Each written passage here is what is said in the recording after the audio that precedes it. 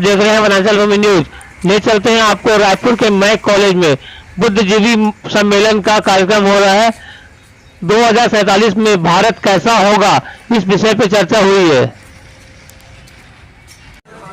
सभापति जी ड्रोन खेतों में लाने में प्रयोग अब तक सफल हुए हैं। हमने नैनो यूरिया में बहुत बड़ी सफलता पाई है, नैनो डीएपी की दिशा में सफलता पाई है और आज एक बोरी भर खातर लेकर के घूमने वाला किसान एक बॉटल के खातर से काम चला रहे हैं। सभापति जी सहकारिता क्षेत्र में हमने एक नई मिनिस्ट्री बनाई है। उसके पीछे इरादा है एक सहकारिता का पूरा जन आंदोलन नई ताकत के साथ उभरे और 21वीं सदी की आवश्यकता के अनुसार उभरे। उसको भी और उसका सबसे बड़ा लाभ हम 2 लाख भंडारण का काम जो हाथ में लिया है तो 5 साल के भीतर वो पूरा हो जाएगा। छोटा किसान को लक्ष्मी पैदावार को रखने की जगह मिल जाएगी।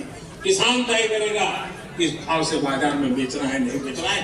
उसको जो बर्बाद होने का डर था वो खत्म हो जाएगा और किसान की आर्थिक ताकत बढ़ जाएगी। पशुपालन और मछली पालन पक्का मैं कहता हूँ नए रिकॉर्ड बनाने वाले।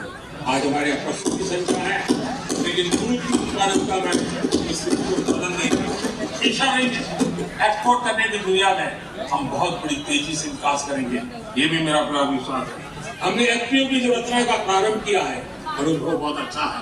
5 साल के भीतर किसानों की नई संगठन की शक्ति और कृषि उत्पादन में वैल्यू की ताकत ये लाभ मेरे देश के किसानों को अवश्य मिलने वाला है। आदरणीय सभापति G20 की सफलता ने साफ कर दिया और दुनिया में कोविड के बाद जो खुलापन आया उस खुलापन का सबसे बड़ा लाभ हमने देखा है कि विश्व का ध्यान भारत की तरफ गया है और इसलिए एक बहुत बड़ा क्षेत्र टूरिज्म आने वाले दिनों में होने वाला है और जो सबसे ज्यादा रोजगार देने वाला है। आज विश्व के कई देश है जिसकी पूरी इकोनॉमी टूरिज्म पर निर्भर है।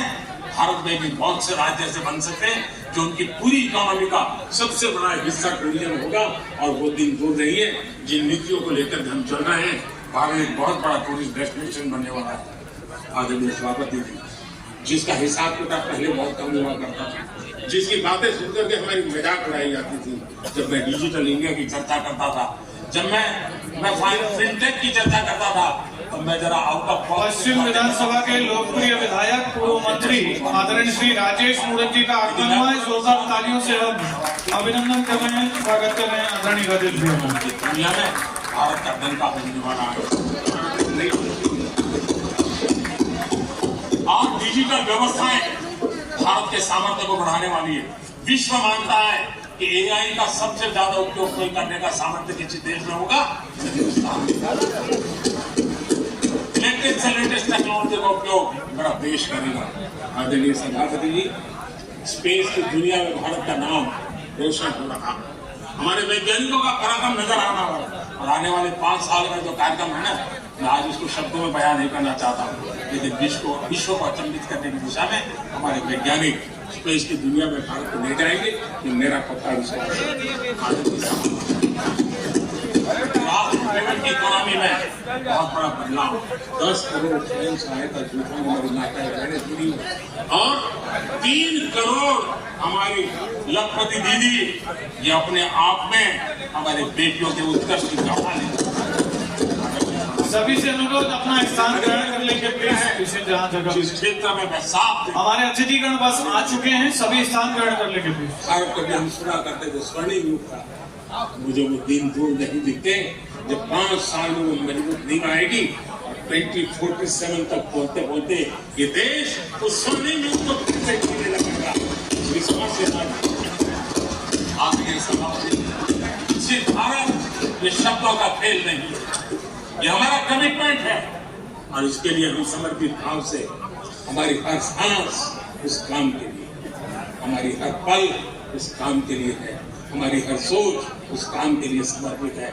उसी एक भावना के साथ हम चले हैं, चल रहे हैं, चलते रहेंगे और देश आगे बढ़ता रहेगा। मेरे लिए सबसे बड़ी जाति है गरीब, मेरे लिए सबसे बड़ी जाति है युवा, मेरे लिए सबसे बड़ी जाति है महिलाएं, मेरे लिए सबसे बड़ी जाति है किसान। यशस्वी प्रधानमंत्री श्री नरेंद्र मोदी जी द्वारा देश के प्रत्येक नागरिक को सशक्त बनाने एवं 2047 तक भारत को विश्व का विकसित राष्ट्र बनाने के उद्देश्य से विकसित भारत संकल्प महाअभियान की शुरुआत की गई है। विकसित भारत के संकल्प की सिद्धि के लिए पिछले 9-10 सालों में मोदी सरकार ने पूरी प्रतिबद्धता के साथ कार्य किया है। उज्ज्वला योजना से हर घर जल तक, आवास योजना से आयुष्मान भारत तक, मोदी सरकार ने दी है सबको सुगम जीवन की गारंटी। 5 लाख तक के मुफ्त इलाज की, गरीबों को पक्के घर की, महिलाओं को धुआं मुक्त रसोई की, गरीबों को हर महीने मुफ्त राशन की, हर घर में नल से जल पहुंचाने की और गारंटी हर देशवासी तक विकास को पहुंचाने की। मोदी की गारंटी आने 100% हकदारों को कल्याणकारी योजनाओं का लाभ पहुंचाने के लिए प्रधानमंत्री नरेंद्र मोदी ने 15 नवंबर 2023 को झारखंड के खूंटी से की विकसित भारत संकल्प यात्रा की शुरुआत। विकसित भारत संकल्प यात्रा सेचुरेशन के सरकार के लक्ष्यों को प्राप्त करने का सशक्त माध्यम बनेगी।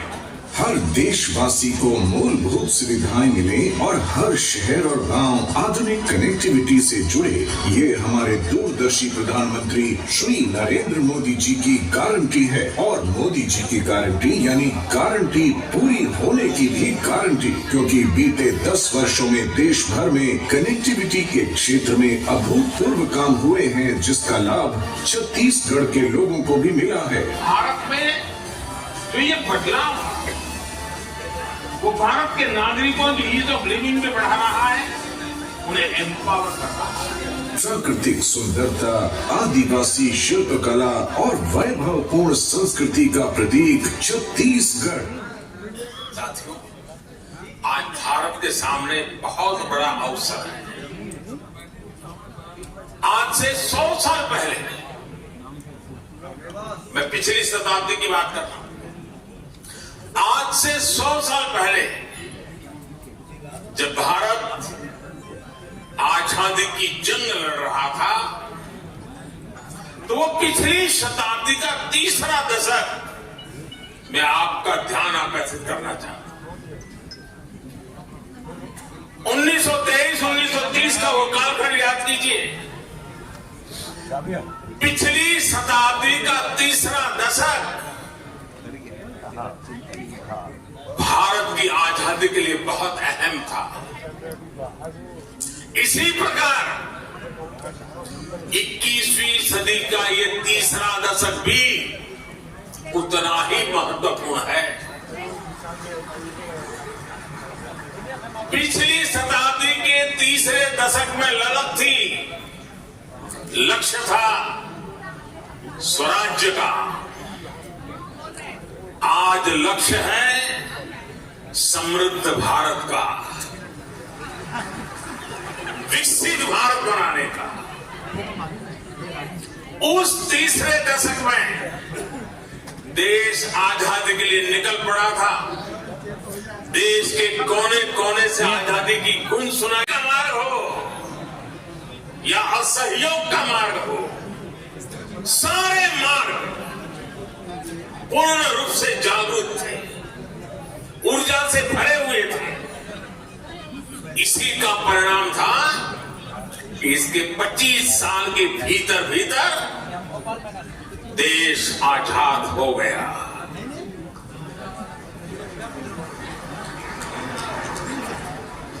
आजादी का हमारा सपना साकार हुआ और इस शताब्दी के इस तीसरे दशक में हमारे सामने अगले 25 साल का लक्ष्य है। हम समर्थ भारत का सपना लेकर, विकसित भारत का सपना लेकर निकल पड़े हैं। हमें भारत को वो ऊंचाई देनी है, उस सफलता पर पहुंचाना है जिसका सपना हर स्वतंत्रता सेनानी ने देखा था। कार्यक्रम खत्म हो गया। हमें इस संकल्प की सिद्धि के लिए सभी देशवासियों ने 140 करोड़ हिंदुस्तानियों ने दिन रात एक जोरदार तालियों के साथ अभिनंदन करें आज के हमारे मुख्य अतिथि, भारतीय जनता पार्टी के वरिष्ठ नेता, राष्ट्रीय महासचिव आदरणीय श्री विनोद तावड़े जी का आगमन हो चुका है। तालियों की गड़गड़ाहट के साथ उनका अभिनंदन। और छत्तीसगढ़ के लोकप्रिय उप मुख्यमंत्री आदरणीय श्री अरुण साहब का भी पुनः स्वागत। हमारे जिला के अध्यक्ष जयंती भाई से निवेदन है कि मंच पर आकर के अपना स्थान ग्रहण करें। ये सुख के जनों के सामने कहता हूं, भारत विकसित हो सकता है, अवश्य हो सकता है। भारत गरीबी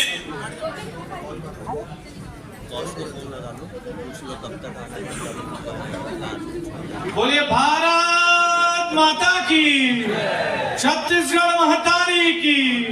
जब भी बुलाएंगे मेरे को बता के फिर जाना। हमारे कार्यक्रम के सम्माननीय अतिथिगण मेरे को बता के जाइए। आज के कार्यक्रमों के संयोजकों में एक आदरणीय डॉक्टर विमल चोपड़ा जी, तो आदरणीय राजेश मुड़त जी हैं, वासु शर्मा जी और वात्सल्य मूर्ति जी से आग्रह कि वो आए जल्दी और स्वागत करें हमारे सम्माननीय जिला के अध्यक्ष आदरणीय जयंती भाई पटेल साहब का।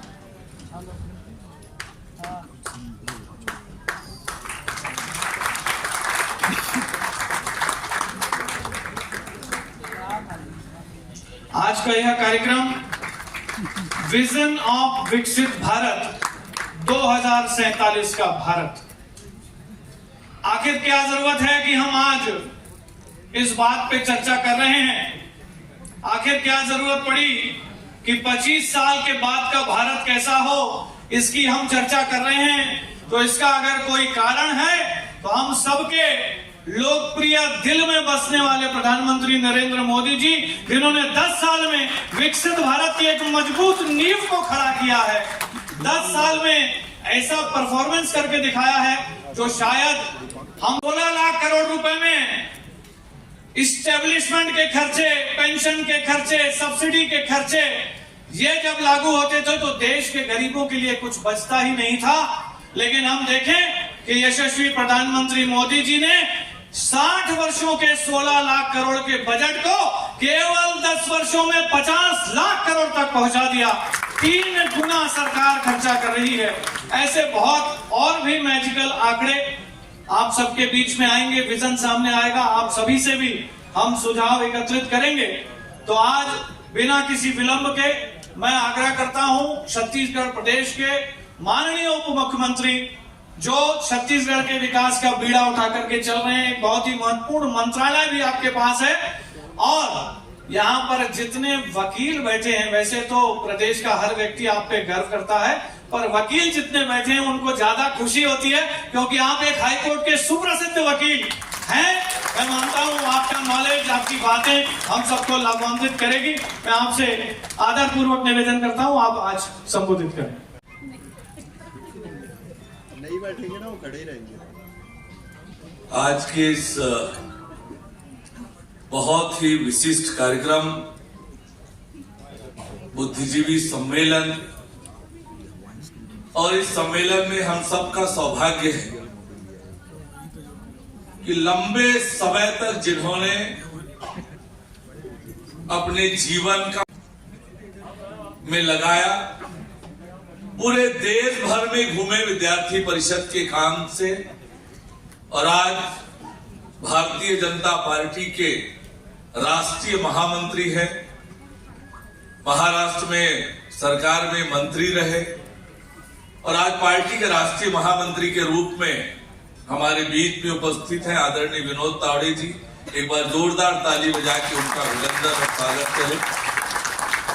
मंच में विराजमान हमारे पश्चिम क्षेत्र के लोकप्रिय विधायक, पूर्व मंत्री आदरणीय राजेश मुड़त जी, हमारे बीच में उपस्थित हमारे चिकित्सा प्रकोष्ठ के प्रदेश के संयोजक डॉक्टर विमल चोपड़ा जी। आप सभी से अनुरोध है, इंटेलेक्चुअल वर्ग यहाँ बैठे हैं सभी, मीडिया के सभी सम्मानीय साथियों का भी हम अभिनंदन कर रहे हैं और जो कैमरा लगा है उससे मूवमेंट नहीं करेंगे। मैं निवेदन करता हूं विनोद तावड़े साहब से। जी सबको नमस्कार।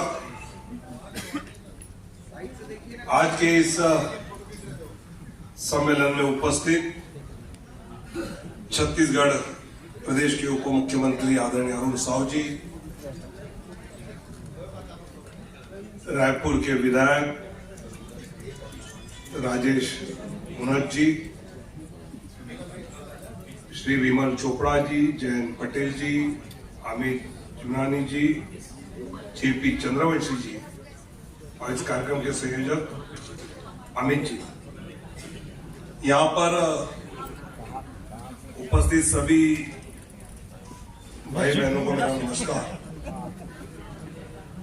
हम 2.5-3 महीने पहले चुनाव के नियोजन के लिए बैठे थे।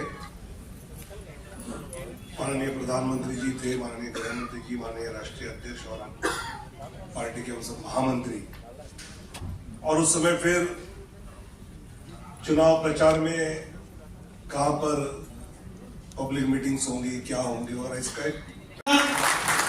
रशिया से जो हमारा एक मित्र देश भी है, यूनाइटेड रशिया पार्टी से मिसेस वेलाक्रिया गोरोकोवा यहाँ पर आई हैं। इंटरनेशनल रिलेशनशिप डिपार्टमेंट हेड हैं आप वहां की। रशिया से ही यूनाइटेड रशिया पार्टी की मिस क्रिस्टीनिया अनानिया यहाँ आई हैं। फर्स्ट पॉलिटिकल सेक्रेटरी हैं आप। जय जय श्री राम। आप सभी को बहुत बहुत स्वागत के साथ।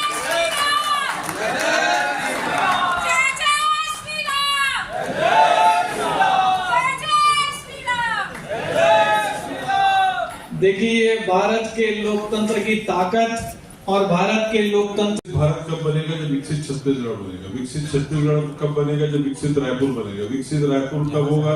जब विकसित टेंडा, विकसित एक एक हमारा जिला, एक एक तहसील, हमको उसका जब तक रोड मैप नहीं बनाएंगे तब तक जो विकसित भारत का जो प्रधानमंत्री का विजन है उसको हम लोग शायद नहीं कर पाएंगे। ये उसमें रहेगा। नंबर 1 ये था। नंबर एक प्रदेश में अगर हम वो वहां पे कैसे हम टूरिज्म को डेवलप करें और जिसके लिए इंफ्रा का सपोर्ट करें, आज जिसकी आप इकोनॉमी उन देशों की देखेंगे तो हमारे एक एक प्रदेश की इकोनॉमी। उनका स्वागत कर रहे हैं। प्रदेश के महामंत्री संजय श्रीवास्तव जी भी मौजूद हुए हैं, उनका भी बहुत बहुत स्वागत। बहुत हाँ जी, मैं प्रकाश सिंह ठाकुर, वर्तमान में सरस्वती शिशु मंदिर का व्यवस्थापक हूँ रायपुर में। हम 1947 के बाद 2047 की जब बात करते हैं, हम प्रगति की जिस राह पर चलना चाहते हैं वो अकेले सरकार तय नहीं करेगी। यह देश का हर नागरिक जब उसमें जन भागीदारी होगा तब हम उस मुकाम पर बहुत जल्दी पहुंच पाएंगे। जन भागीदारी के लिए जो प्रयास होगा आगे, थोड़ा उसका विजन हमको यहाँ पर मिल जाएगा तो बहुत अच्छा होगा। और एक बात और था कि हम डॉक्टर्स बढ़ा रहे हैं, मेडिकल कॉलेजेस बढ़ा रहे हैं, ठीक है, लेकिन व्यक्ति कम से कम बीमार पड़े इसके लिए भी हमारे पास कोई योजना होनी चाहिए। Health care thank you. आने वाले समय में वो कॉमर्स का जो एक एजुकेशन है उसको रेसिडुअल सब्जेक्ट में नहीं लेगा। कई बार देखा जाता है कि एक बच्चा जब साइंस नहीं पढ़ पाता है या मैथमेटिक्स में पूर्ण नहीं हो पाता है तो वो कॉमर्स एजुकेशन की तरफ पे जाता है। अगर क्लास 6 से हम बेसिक लेवल में बैंकिंग क्या होती है, इकोनॉमिक्स क्या होता है, व्यापार को कैसे चलाया जाता है, इस बारे में हम अपने एजुकेशन सिस्टम में रखें तो विकसित भारत जो हम 2047 की बात करते हैं तो यह निश्चित रूप से मोदी जी का यह सपना आर्थिक अर्थव्यवस्था को मजबूत भी करेगा। और हम चार्टर्ड अकाउंटेंट से आप लोगों की क्या अपेक्षाएं हैं, समय समय में हम बहुत सारे रिप्रेजेंटेशंस देते हैं, उसे भी आप अगर टेकअप में लें तो निश्चित रूप से 2047 का भारत एक विकसित भारत होगा। धन्यवाद। एक अंतिम प्रश्न। न्यू एजुकेशन पॉलिसी में आपने जो कहा उसकी कुछ बातें आई है उसमें, लेकिन आपने कहा उसका भी जरूर जरूर आज आके समय की बाध्यता की वजह से अंतिम प्रश्न। नमस्कार सर, मैं अवनीत सिंह हूँ, कैट के छत्तीसगढ़ का युवा इकाई का अध्यक्ष हूँ। सर, मोदी जी के विजन में युवा एक बहुत अहम स्थान रखता है और उन्होंने इसी के लिए युवाओं को आगे बढ़ाने के लिए